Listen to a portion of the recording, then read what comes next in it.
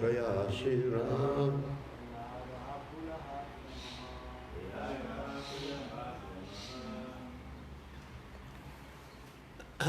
Ladies, no? All right, we will go ahead. So I'm just going to read the other Sanskrit verses, then we'll do by word synonyms, and then we'll do the translation purport. Naimisham Palgunam Setu Pravasota Kushastali Varanasi Madhupuri Pampa Bindu Sarastata Narayana Shramo Nanda Sita Ramashramadayaha Sarve Kulakachala Rajan Mahendra Malayadayaha Ete Punyatamadesha Harerarcha Shutaschaye Etandeshan Nisheveta Shreyas Kamo Yavikshnashaha Dharmo Yate Atrehita Pumsam Sahasradi Poludayaha. All right. Word by word synonyms. Saramsi, lakes. Pushkara Adini, such as Pushkara. Kshetrani, sacred places. Like Kurukshetra, Gayakshetra, and Jagannath Puri. Arha, for worshipable saintly persons. Ashratani, places of shelter. Uta, celebrated. Kurukshetram, a particular sacred place. Dharmakshetra. Gaya Shiraha, the place known as Gaya, where Gayashura took shelter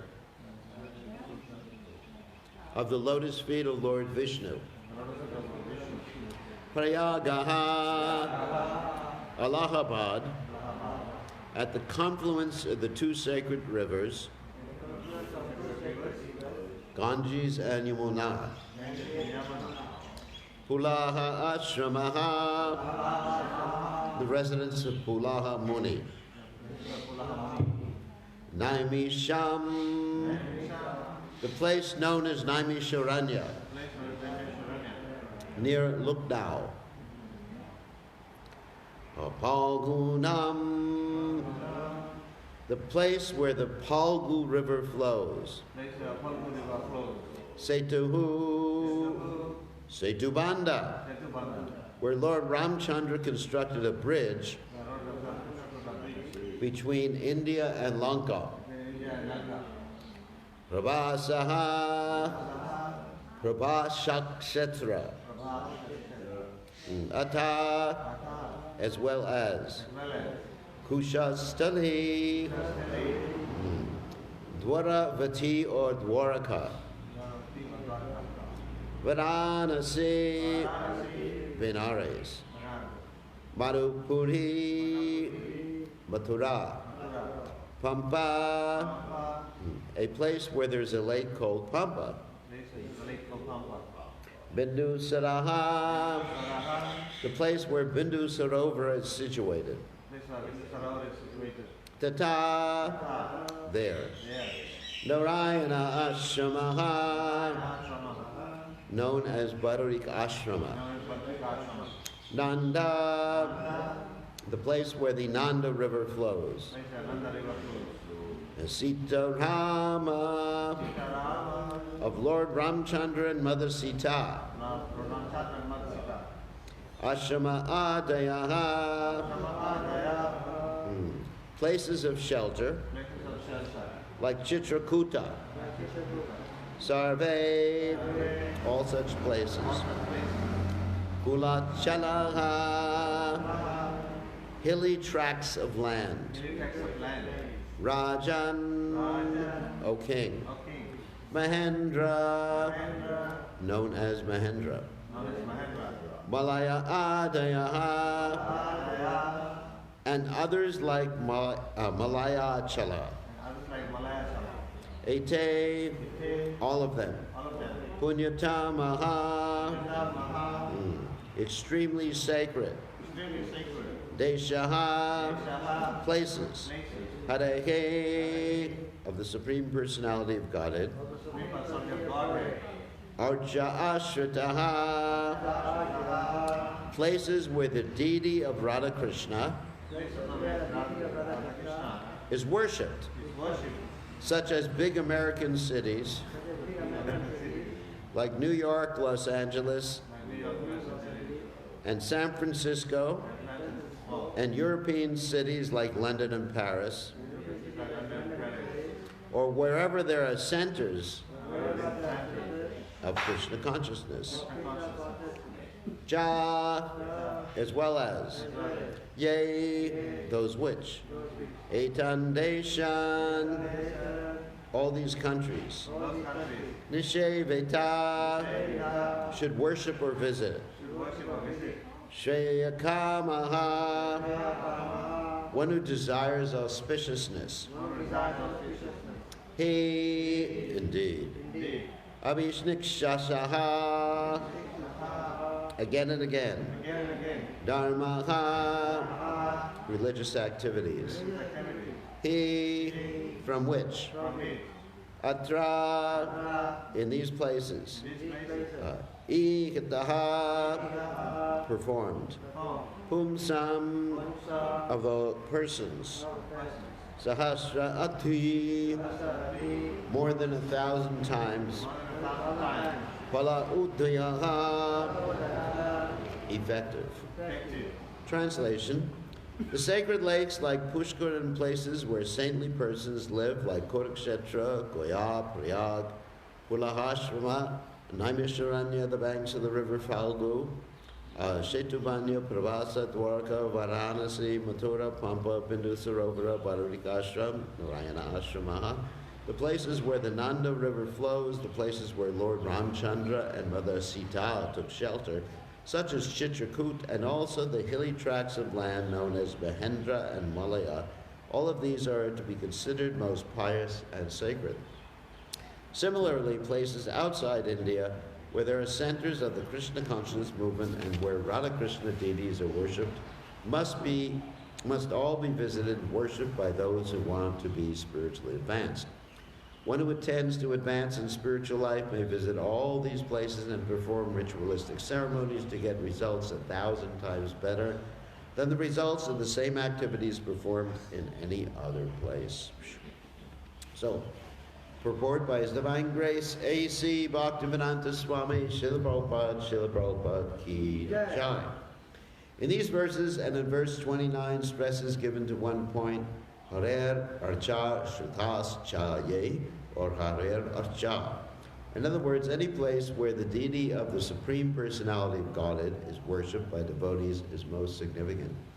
The Krishna consciousness movement is giving the population of the entire world a chance to take advantage of Krishna consciousness through the ISKCON centers where one may perform deity worship and chant the Hare Krishna Mahamantra, and in this way obtain results with effectiveness increased 1,000 times. This constitutes the best welfare activity for human society. This was Sri Chaitanya Mahaprabhu's mission as it was predicted by him in the Chaitanya Charitamrita, Anchalila, 4th chapter, text 126. Pritivityate yati nagaradi gram zaracha prachara hoibe mora nam.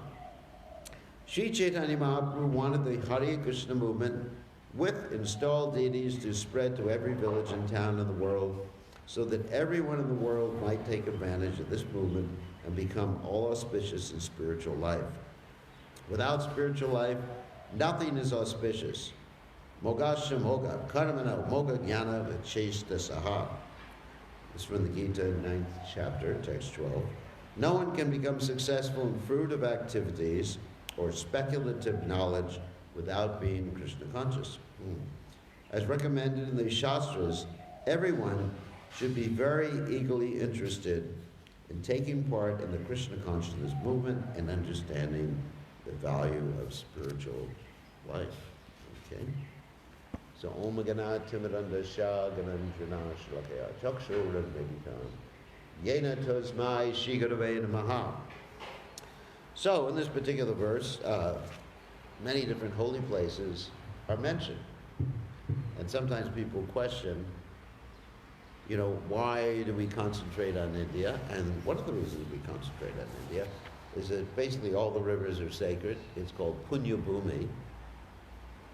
Originally, of course, Bharat Varsha after Bharat Maharaj. Actually, there's two Bharat Maharajas. One is the son of Rishabhadev, Lord Rishabhadev, and the other one is Bharat, who was basically the son of Shakuntala. That's another story in the Bhagavatam. But in any case, it's Punya Bhumi. Punya Bhumi means pious land.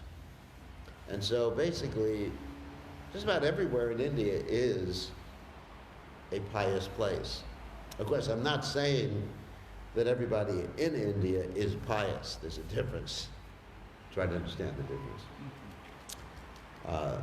So it's just like you have all these holy places here. Jagannath Puri, Mathura, and you have the Ganges River, the Yamuna River, so many, and even the Falgu River. The Falgu River actually is not existing right now. It's underneath the earth. It appears to be a dry sand, but it's underneath the earth. Then you have the Saraswati, anyway, so many rivers, and then even Sri Lanka is holy because Lord Ramchandra was there. So wherever the Supreme Lord went, wherever the Supreme Lord's abode is, it's a holy place. So that's why India is so important. However, just like you have a country, and the country has embassies, and the embassies of a particular country manifest that particular country's laws, in the same way, when there are embassies of India, or embassies of holy India, not the mundane India, of holy India, those embassies are under the same jurisdiction, laws, as the original spiritual country. What do I mean by that? Let me explain. Let's say you have an embassy of Russia. Now, Russia, they have certain laws, right? So you probably have a Russian embassy here in Fiji? No? No, okay. You have a Chinese embassy here in Fiji. Okay. Let's pick China instead. So let's say if someone has committed a crime here in Fiji, let's say they've robbed a bank or they've robbed a devotee or something like that, and the police is running after them. And if they go into the Chinese embassy, the police can't do anything. Did you know that? It's really interesting. Because the embassy is under the jurisdiction of that particular country which it represents. In the same way, the Krishna conscious temples, they represent the spiritual world, actually, not just the country of India, but the spiritual world. So they're not under the same rules and regulations. I'm not saying that if someone commits a crime, they can actually come into the Hare Krishna temple and the police won't follow them there. That's not my point. The point is we're not under the same rules and regulations of the material energy.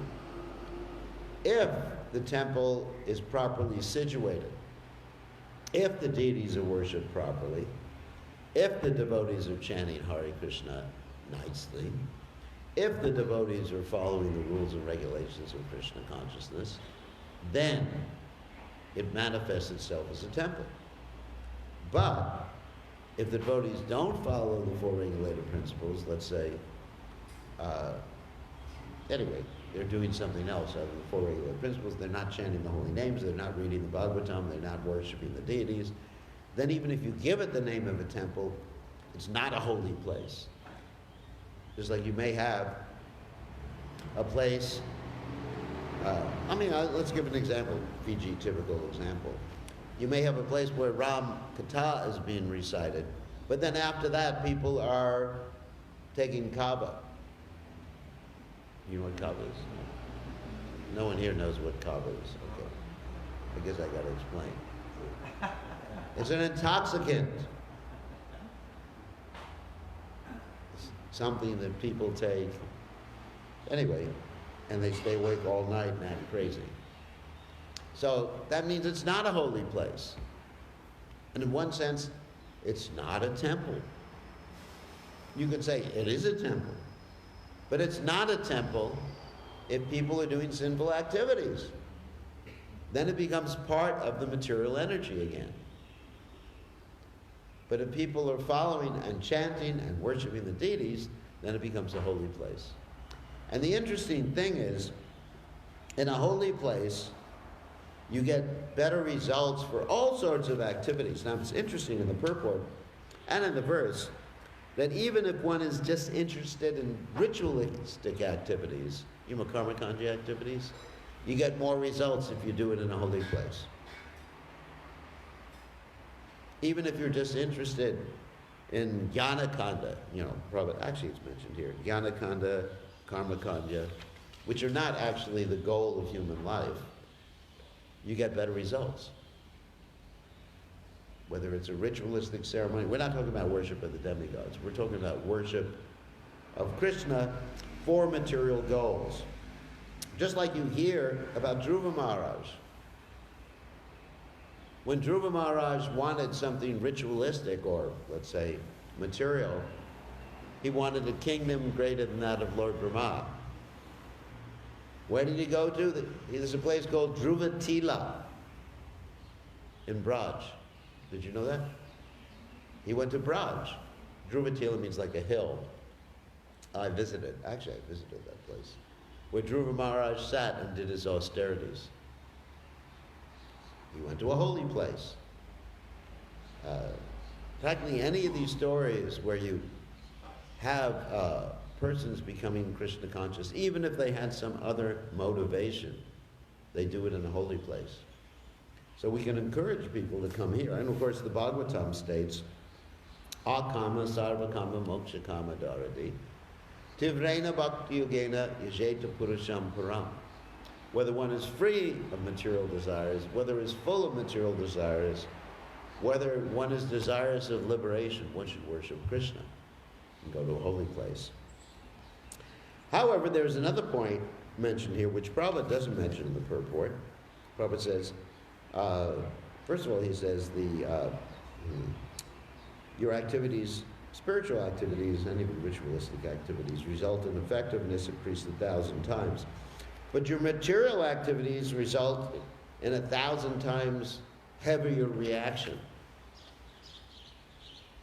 In other words, your sinful activities, let's say you come to the temple and you smoke marijuana or something, you get 1,000 times heavier reaction. It's pretty heavy, isn't it? That's why it says, when one goes to a holy place, one should just stay for a short period of time. Because unless one is actually dedicated to Krishna consciousness or something like that, because ultimately when one becomes complacent, that means you relax and you forget it's a holy place and you do some nonsense activity, the reaction will be heavier, be much heavier. Because one will forget that one is in a holy place and then not only do sinful activities, but one will actually offend the residents of the holy place. So one has to be very, very careful. Just like we hear about worship of the spiritual master, bandhanvi savadana mate. One should be very cautious when dealing with the guru. In the same way, one should be very, very cautious dealing with the holy place. Like here we are, in Krishna Kaliya temple, and we don't understand how spiritual this place is. For example, it's mentioned that the very temple in the Krishna conscious movement or in a holy place is a manifestation of Balaram. So in one sense, we're actually sitting on Balaram here. Not the deity, of course, but it's a manifestation of Balaram's energy. The Sage is holding up all the universes, Balaram. So all the Lord's paraphernalia, for example, you have paraphernalia for the deities here, right? Like the vase, the clothes, the jewelry, everything like that is all manifestation of Balaram's service attitude towards the Supreme Personality of Godhead. So even when you're dealing with the jewelry of the deities, you should be very respectful. Because that's Balaram. The Brahman thread of the Lord is Balaram. The Singhasana is Balaram. The temple which is supporting the deities is Balaram. So one has to be extremely cautious dealing with these different aspects of the Supreme Personality of Godhead when one's in a holy place. Because if you do commit offenses, heavier reaction. So there's a benefit, a plus, and a minus to be in a holy place. And hopefully I'm not scaring any of you to run away from the temple. Oh my God, 1,000 times more reaction. I better leave here immediately. So, no, if you're going to do sinful activities, step outside. If you're going to smoke a cigarette, go to the street. That's not all right, but at least it won't be such a big reaction as if you do it in the temple. Or if you're going to yell at a devotee, don't do it. Because how you treat Krishna's devotees is actually even more important. How you deal with the dear devotees of Krishna is actually even more important than following the regulated principles. Because Krishna, let's say if you chant the holy names like that, Krishna will forgive ultimately sinful reactions. Of course, you should not go and do sinful things with the idea of counteracting them. That's called the seventh offense of chanting. But if you offend the Vaishnavas, then your taste for chanting, your taste for spiritual life will be diminished. So that's the main thing while you're here in the holy place. Of course, respect everything, but ultimately respect the other Vaishnavas. Because the Vaishnavas are very dear to Krishna. As Krishna says, one who says he or she is my devotee is not my devotee, but one who says they're a devotee of my devotee is my devotee. And that refers to all the Vaishnavas, not just the Guru. I mean, everybody respects the Guru, at least to his face. You know, at least, hopefully. But to respect the other Vaishnavas, like Lord Chaitanya Mahaprabhu says, Amanina Manadena, to give respects to everyone. Treat everyone like God, basically, or as a repository or a temple of God. For example, we have Krishna in our hearts, right? As far as I understand. Krishna is in our hearts, and therefore everyone, in one sense, is a temple of God. So we respect everybody. And especially here in the temple, anywhere, we should not commit offenses against Vaishnavas. Then Krishna is very pleased, and we can take advantage. In fact, the devotees, when they go to a place, they make a place a holy place. When devotees go to a place, they purify even the holy places mentioned here. Like here you find the Ganges mentioned. Not directly, but the rivers, sacred rivers. You have the Ganges indirectly mentioned. And the Ganges didn't even want to come down to the earth planet because of all the people who would bathe in her and throw all their garbage in her. And it was assured to her by Bhagirath, excuse me, I'm all right. It was assured to her by Bhagirath that the sages would bathe in her and they would purify her. So the sages, or the presence of the sages, is actually, they create holy places. They purify holy places. Just like wherever Srila Prabhupada was, that's a holy place. Wherever Srila Prabhupada spent the night, wherever Srila Prabhupada preached. That's a holy place. So this is very important. Actually, the most important thing is to properly respect those who have dedicated their lives to Krishna consciousness. Anyway, as Prabhupada said in the final line here, no one can become successful in furtive activities or speculative knowledge without being Krishna conscious. And everyone should be very eagerly interested in taking part in the Krishna conscious movement and understanding the value of spiritual life. So any questions or comments? No? Yeah. We have Diksha Samara and Sanskara sometimes, and a lot of people outside people prefer the temple to have their marriage. Yeah, so let them do it in the meadow. Sometimes we also perform Diksha outside the temple. Is it justified also? Sometimes, where, for preaching purposes, where the holy names are chanted, that place temporarily becomes a holy place. It's not permanent. Just like this temple is an embassy of the spiritual world, right? But let's say 500 years from now or 1,000 years from now, let's say if the temple doesn't exist. You know, these things do happen. I hate to tell you. Or let's say we decide to move the temple, we got a bigger facility across the street. We purchased the Serviceman's Club. Not that that will actually happen, but then that same place, and many times in the past, we rented facility for temples. We didn't own facility. Like in London, the first temple was a rented facility. And now we have our own facility. So it was a holy place while they were renting it, and when they stopped renting it, the devotees moved out and merged back into the Mahatattva. You understand? It's not that these embassies, for example, or let's use the U.S. Embassy.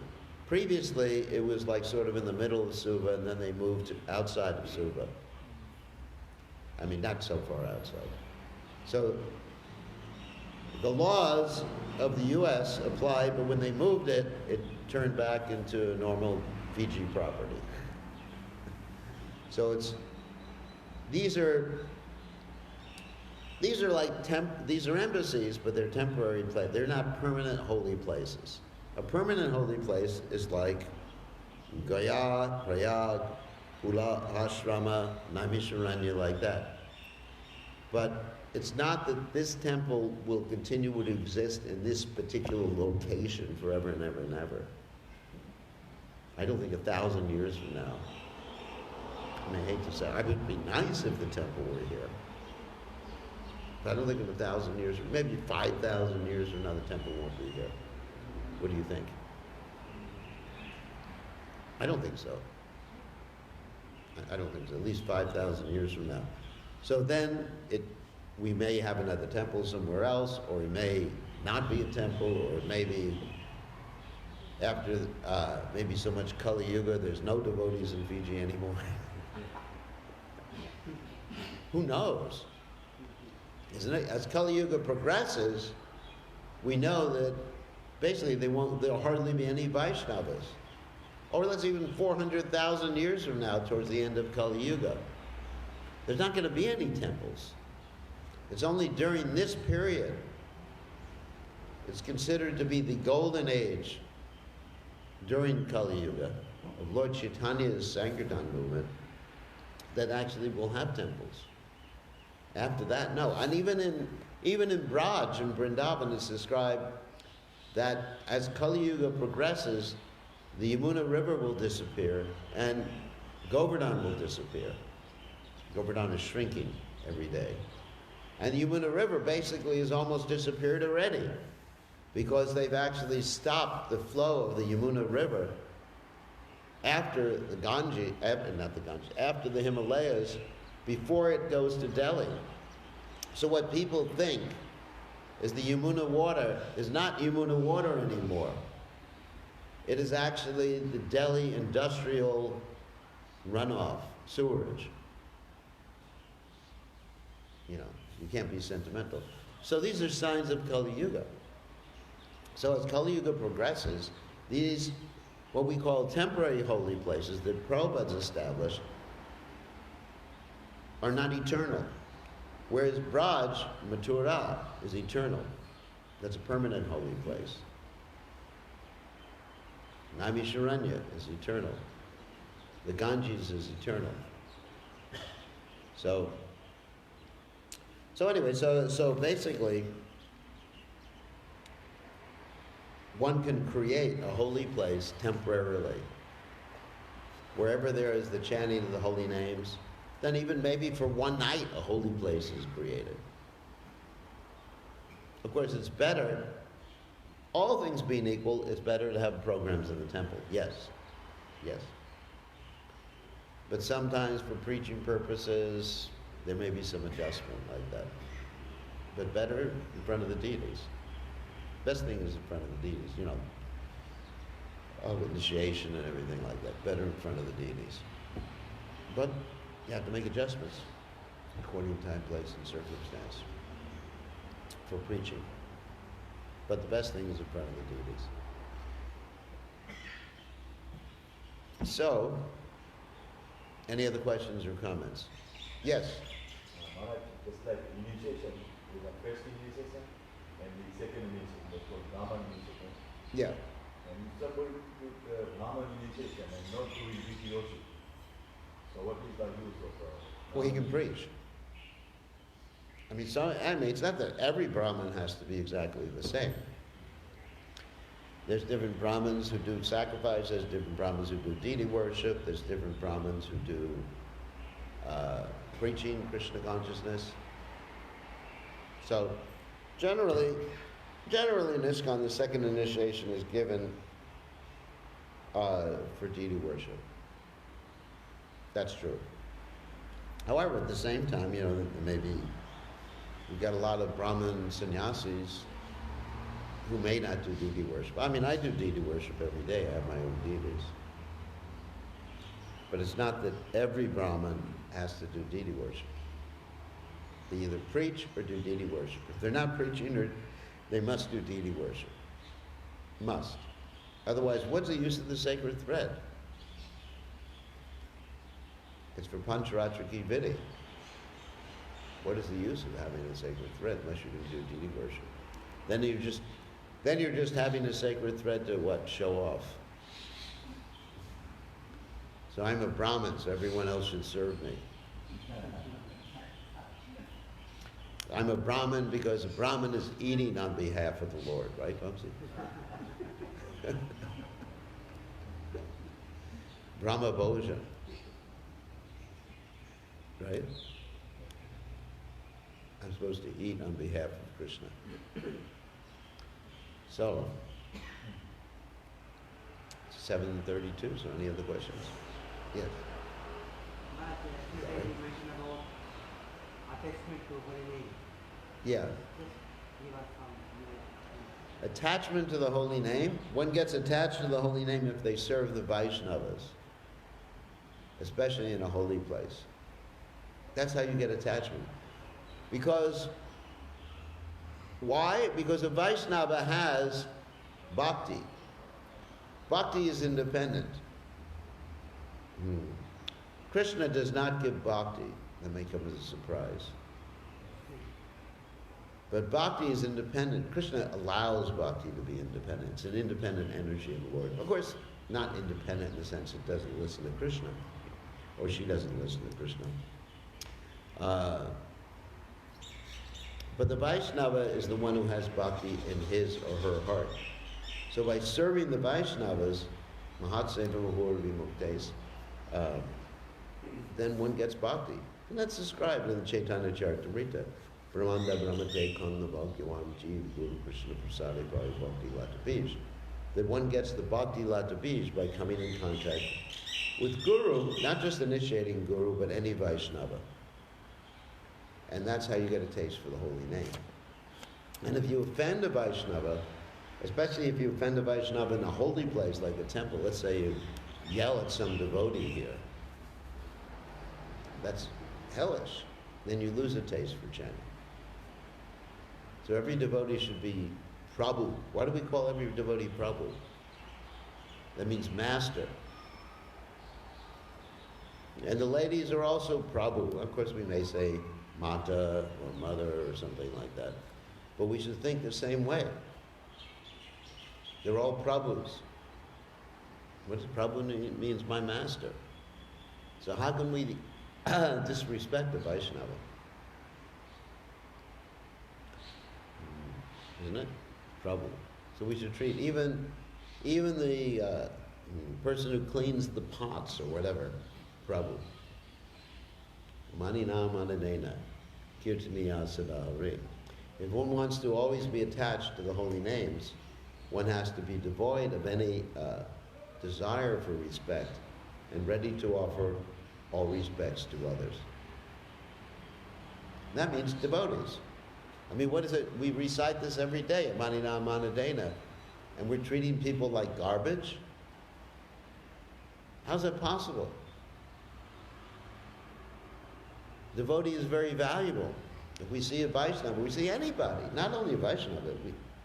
Prabhupada said we should respect even an ant. It's not that you take an ant and squish like that. So you shouldn't take a Vaishnava and squish like that either. So that's the key to chanting properly. Amanina manadena kirtaniya sada hari. Shrunadapi sunichena torori vasihishnuna.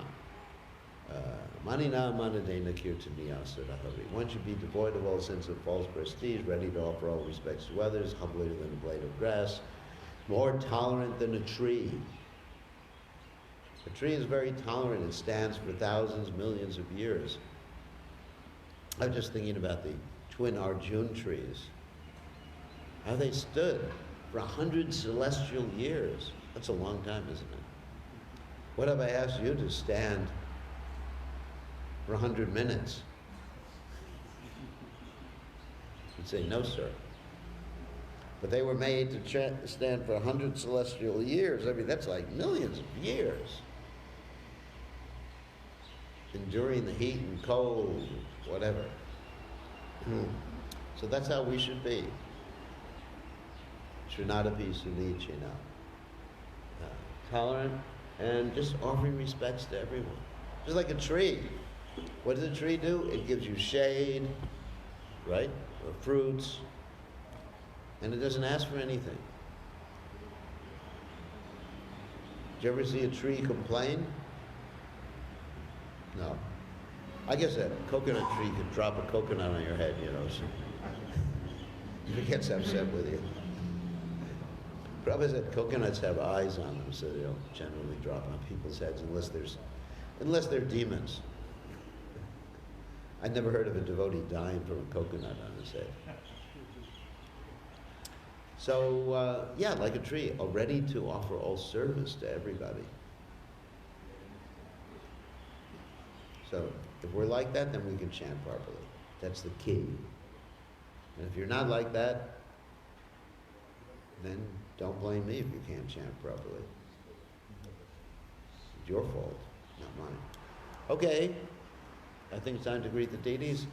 On that happy note, all glories to Srila Prabhupada ki jai.